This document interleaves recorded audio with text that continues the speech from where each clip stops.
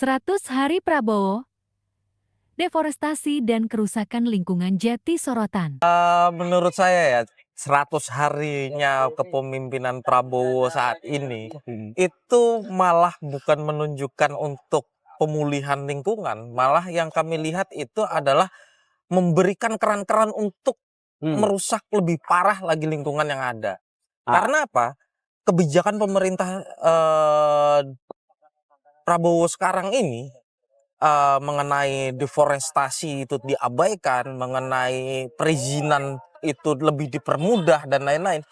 Ini tidak memperhatikan tentang kondisi lingkungan. Bahkan yang statementnya Prabowo sendiri menyampaikan bahwa apa itu deforestasi, kebun sawit juga punya daun juga dan lain-lain. Ini lucu menurut saya.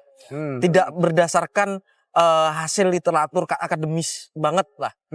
Harusnya kan melihat kenapa kok tanaman sawit monokultur skala besar ini menjadi masalah lingkungan dan lain-lain. Itu kan harus dilihat juga. Nah, belum lagi mengenai statement dari Raja Juli yang merencanakan 20 juta hektar kawasan hutan.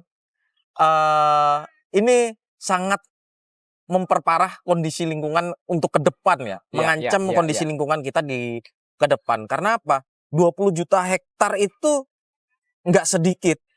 Bahkan ini kan digunakan untuk tanaman perkebunan sawit, tanaman energi, terus tanaman pangan untuk lumbung pangan.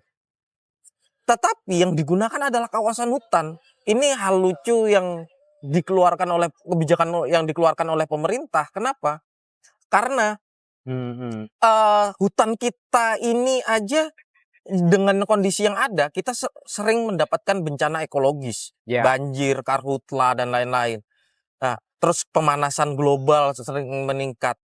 Nah, tanaman sawit monokultur skala besar, otomatis agensi hayati yang harusnya dijaga, ini akan makin berkurang dan bahkan punah lah.